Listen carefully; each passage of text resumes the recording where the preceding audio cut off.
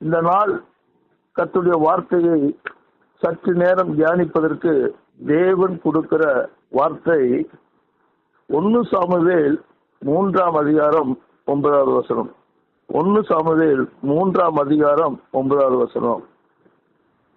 Eli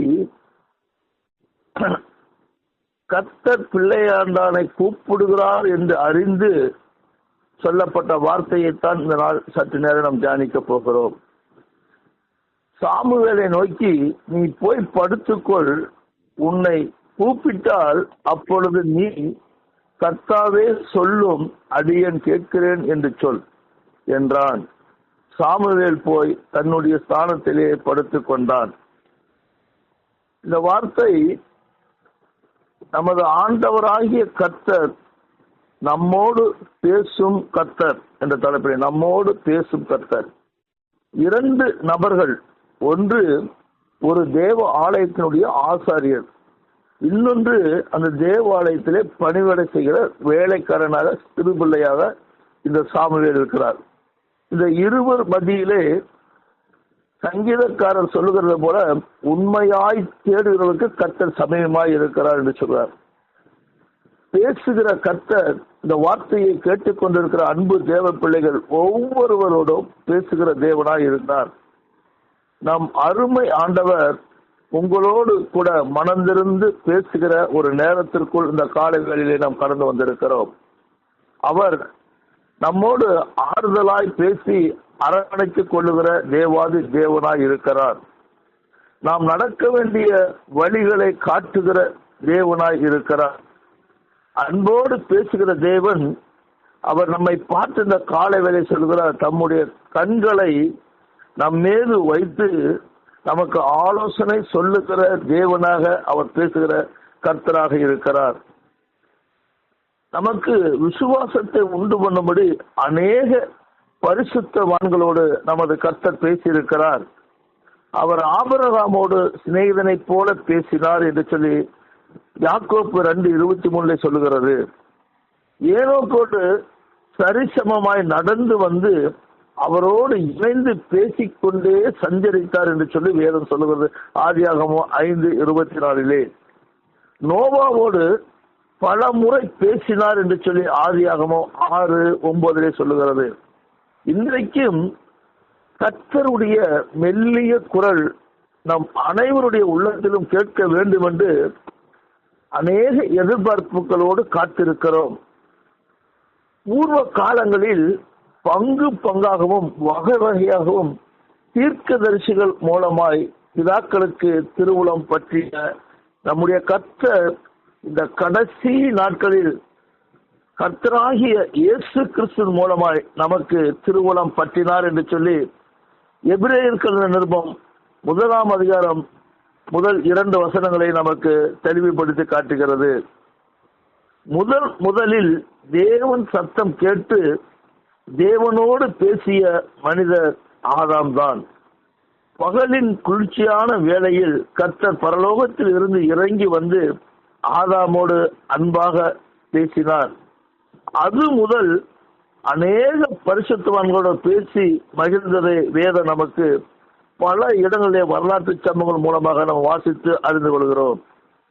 ஏனோக்கோடு பேசிய தேவன் நோவாவோடும் பேசினார். நோவாவோடு பேசின நமது கர்த்தர் ஆபிரகாமோடும் பேசினார்.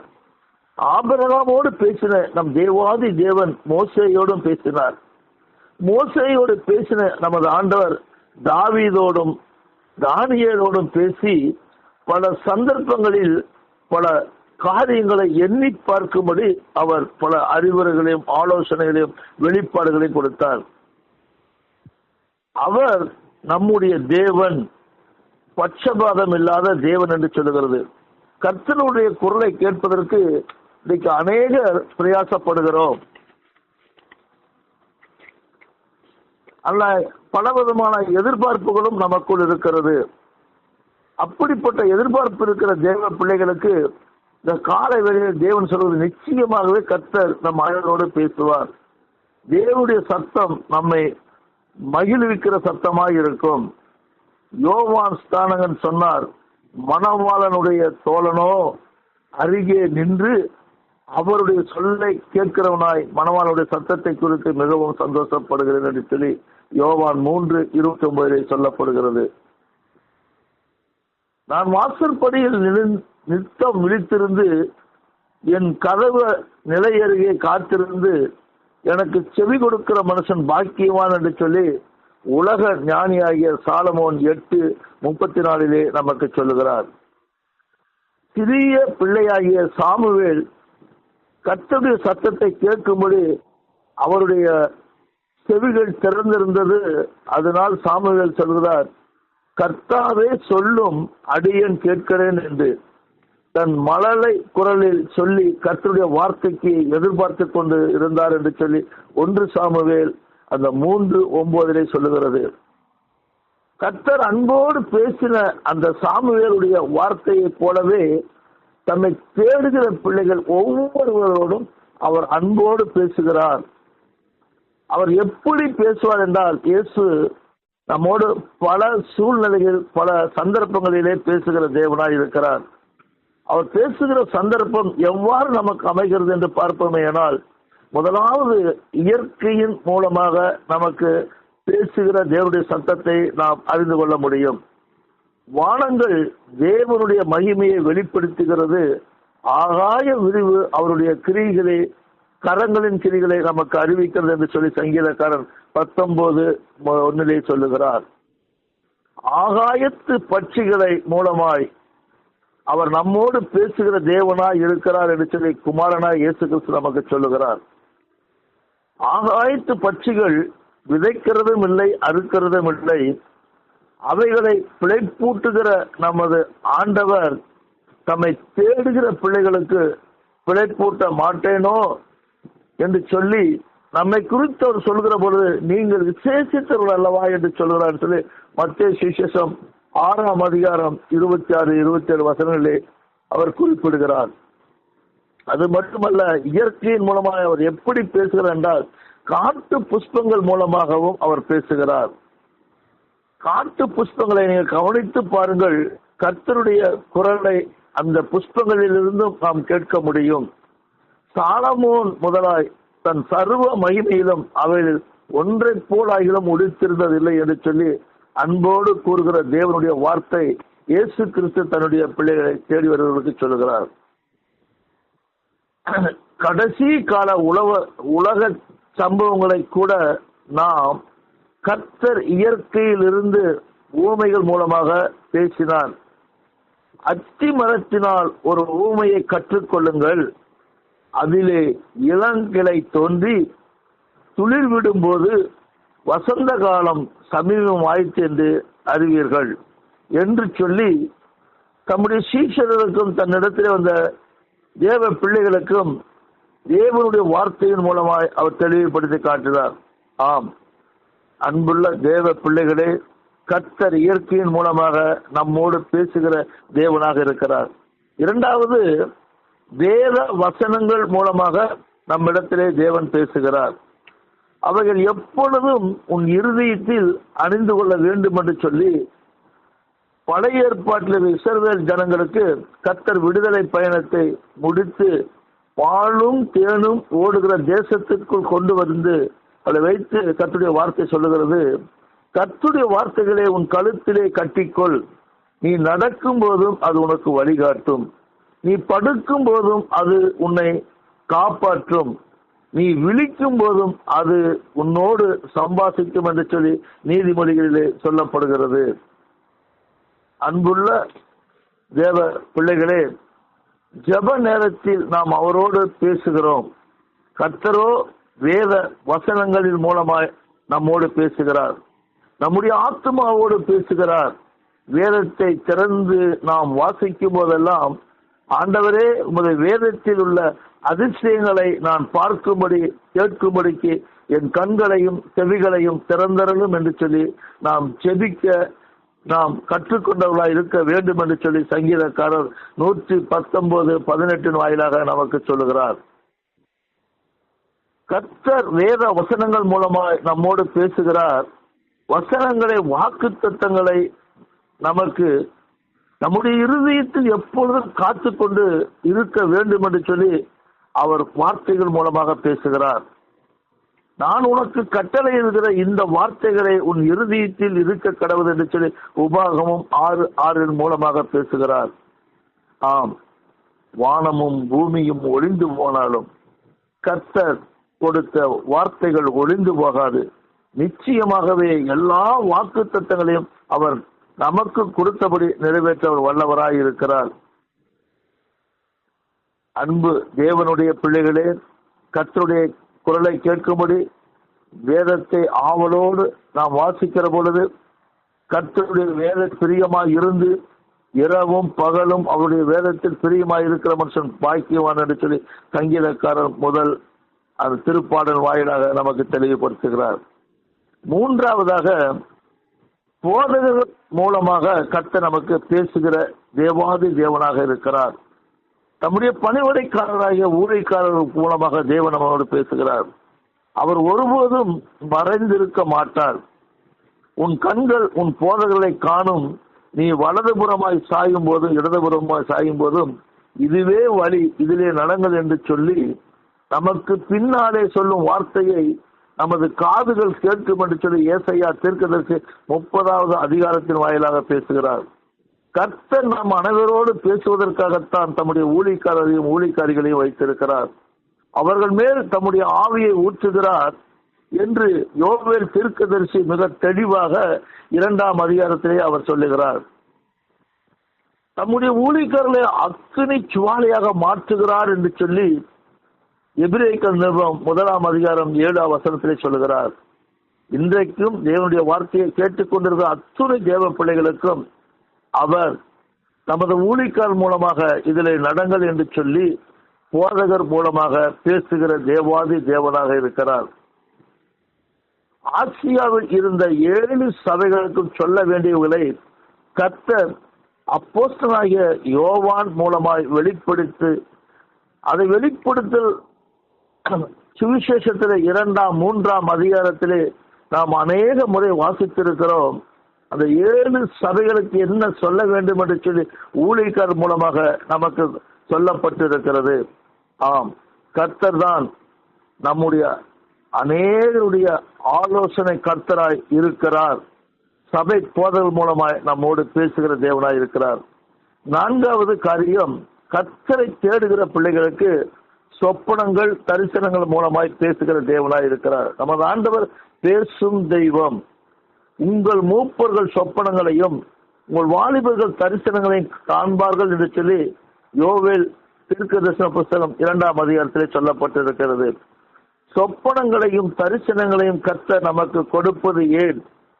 அதன் மூலமாக கர்த்தர் நம்மோடு பேசுவதற்காகத்தான் அப்படி சொப்பனங்களையும் தரிசனங்களையும் தருகிறார். மனிதனுடைய ஆவியிலிருந்து சொப்பனங்களும் தரிசனங்களும் வருகிறது. பரலோக தேவன் தம்முடைய ஆவியில் நம்முடைய ஆவியோடு இடைபடுகிறது தான் அந்த சொப்பனங்களும் தரிசனங்களாக இருக்கிறது. அன்புக்குரிய தேவ ஜனமே, இந்த வார்த்தையை கேட்டுக்கொண்டிருக்கிற ஒவ்வொரு பிள்ளைகளுக்கும் நமக்கு பழைய ஏற்பாட்டிலே யோசேப்பை குறித்து, இந்த வாலிபனை குறித்து தெரியும். அவனுக்கு பெயரே சொப்பனக்காரன் என்று சொல்லி அழைக்கப்பட்டார். காரணம், சிறு வயதில் இருந்தே கர்த்தர் யோசேப்போடு இருந்தது நிமித்தமாக சொப்பனங்கள் மூலமாக வரும் காலத்தை குறித்து அறிவித்தார். குடும்பத்தில் நடக்கப் போகும் சம்பவங்களை அவர் தெரிவித்தார். யோசேப்பின் சொப்பனங்கள் எல்லாம் அவர் எகிப்திலே உயர்த்தப்பட்ட போது எல்லா சொப்பனங்களும் நிறைவேறிட்டது. இடையிலே பல சோதனைகள் வந்த போதும் சோதனை காலத்தை குறித்து ஒரு நாளும் யோசேப்பு கலகி போகவில்லை.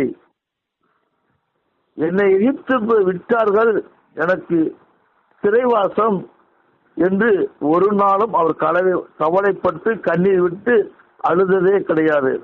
கர்த்தர் என்னோடு இருக்கிறார், கர்த்தர் எனக்காக யாவையும் செய்து முடிப்பார் என்று சொல்லி அவர் காத்திருந்த காத்திருப்பு கர்த்தர் நிறைவேற்றின பல ஏணிப்படிகளாக அவருடைய உயர்வுக்கு வழிவகை செய்தது.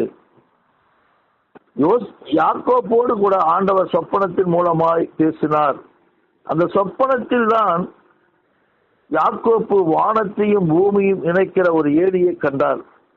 அந்த ஏணியில் தேவதூதர்கள் ஏறுகிறவர்களும் இறங்குவதுமாய் இருந்தார்கள். அந்த ஏணிக்கு மேலாய் கர்த்தர் நின்று யாக்கோப்போடு பேசி உடன்படிக்கை செய்தார். நீ போகிற இந்த இடமெல்லாம் நான் உன்னோடு வருவேன் என்று சொல்லி வாக்குத்தத்தம் பண்ணினார்.